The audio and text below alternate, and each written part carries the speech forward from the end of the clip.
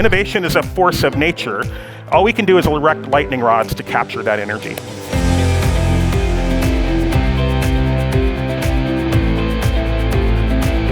But how can we innovate if we do not have people on our teams?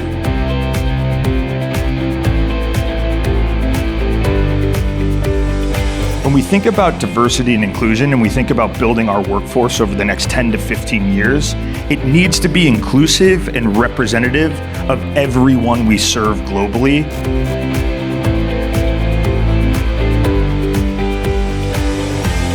And whenever I sit down with CEOs, I say, so here's one of the issues you guys have. I said, you guys are BFSs. You're big, you're fat, and you're slow. You've got to Uber yourself before you get Kodak'd.